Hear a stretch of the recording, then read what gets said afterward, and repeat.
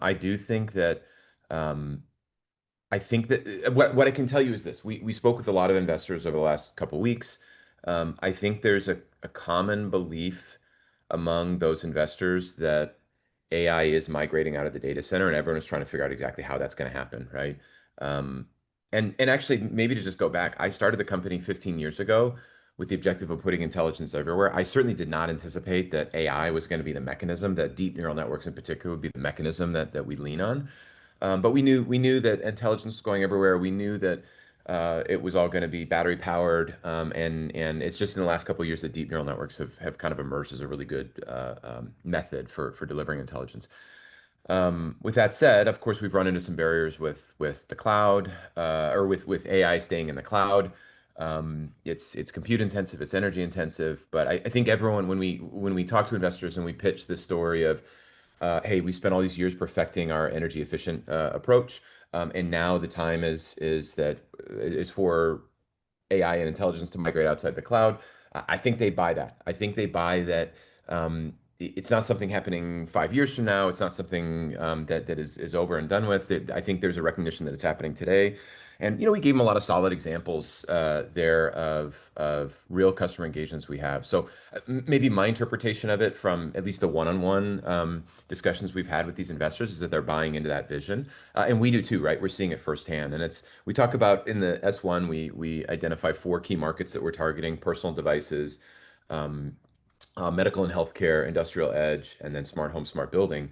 And you highlighted one of the risks of customer concentration and so forth in the highlighted in the S1. Yes, indeed, we have some concentration within the personal devices space, the wearables, et cetera. But we are seeing diversification. So we're seeing signs of diversification in the sense that first, it's not just smartwatches, right? It's also smart rings, and it's AR glasses, and it's headphones, and all sorts of other devices. And then we also have wins in these other markets. And there's good precedent for companies before us that have been able to take, go from one market or one set of relatively small customers and expand to a bunch of other nearby markets with a general purpose product set. So, my hope is that at least the investors we talk with, they buy into the vision of AI breaking out of the cloud, and they buy in the vision too of us diversifying our revenue stream in the coming years.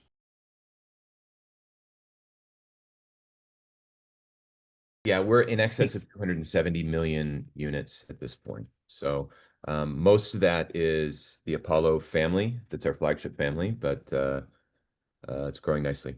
And that's staggering to me, when you just think about, you go walk around any airport, any shopping mall, any office building, you're going to see our technology in one form or another.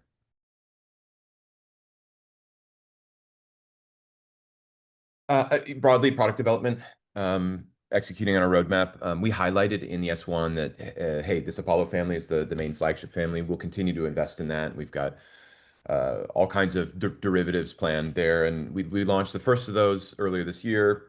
We migrated some of our um, uh, Apollo 5 innovations back to the Apollo 3 family, and introduce some new radio standards.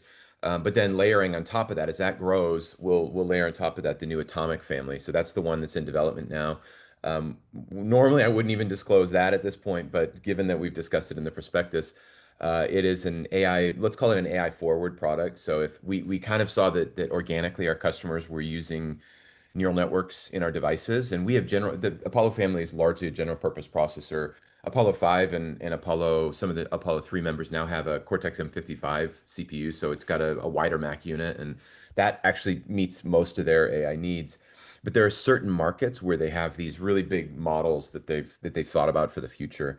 Not necessarily today, but as they map out their roadmap for the next few years, they need that. And so this will be our first product with an NPU built in. And there is some interesting memory innovations happening on this new product as well. So I can't disclose anything about those just yet, but I'm really excited about it. That's think of that as a big use of funds for us. We've got to hire R&D people, and going public, number one, gives us the funds to fund that roadmap development, hire the people that we need, and so forth. But it also gives us the credibility and the transparency that a lot of the bigger customers like to see, right? I mean, we've managed to get some of the best companies in the world to sign up with us in the past, but there's a lot of work that gets spent on proving to them that, hey, we're a company you can rely upon. Now, as a public company, we've got, just say a better platform.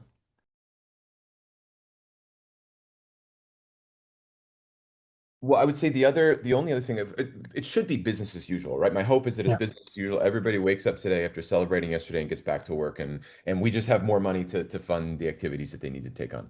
The other one thing I'll say is it's not just credibility and transparency for customers, it's also for employees, right? Especially as we recruit new employees, they want to know that, hey, there is a currency that is this company stock that I can get compensated in, and it's going to be valuable. So that's a big one. And hey, in today's world where the biggest of companies are throwing up pretty lavish compensation packages, this is pretty important for us. And I think we're on a mission right now that people buy into. That's my pitch. When I pitch new employees, I'm pitching them on the vision of what we're trying to achieve and come here because you make a difference, right? We're a 200-person company. And when you come in or you don't come in, that's a big deal for the company, and you get to be close with the customers and all that. But that's a piece of it. They have to be compensated well, and I think that this gives us the ability to do that. So we have offices in let's say official offices in Austin, in Taiwan, in Singapore, and in China. And I expect that to see hiring happen all over the world, maybe with a specific focus in Austin, Taiwan, and Singapore. And what's nice is I would ideally like us to have the ability to design multiple products in parallel, and we've got enough, let's say, center of gravity in each of these locations that we could build entire design teams and support teams and so forth if needed. So expect that it'll happen all over.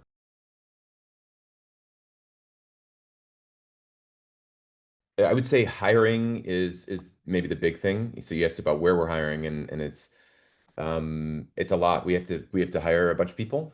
We have to get running. Um, and it's always hard to do that, right? Because you want to find the best people. You want to make sure that you don't compromise quality or compromise the process, let's say the interviewing process in an effort to hire quickly. So I feel we've got a great team. I want to make sure that we supplement them with great additional resources. That's to me the big thing. And then when I get back to Austin, that's going to occupy a big focus for me is how do I go help the majority of the engineering team doesn't report into me. It reports into Raghuram Tupuri, our head of engineering. And my question is, how do I help Raghuram go out and recruit a great team?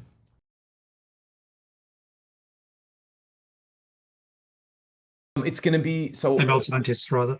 Yeah, I would put them in three bins. There's going to be hardware developers, which is going to include, a lot of digital designers, a few analog designers.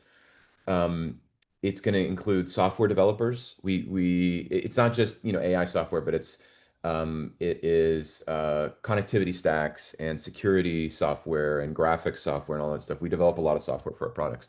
And then it is AI developers for sure. So our AI team needs to grow. They just launched a couple weeks ago a product called um, Helios, which is a Mm. AI runtime. And that product and other products need to be, fully further built out. So there will be some AI hiring. And then I should also actually give mention to it's not just development engineers that we need to hire. It's also field support engineers, FAEs, right? I was one of my common refrains lately has been that on any given day, there are more people writing software than building hardware at Ambiq. And that's absolutely true. When you bin together the software developers, the AI developers, the FAEs, yeah, we're a hardware company, but there's a whole lot of software that gets bundled with that to make it a full solution.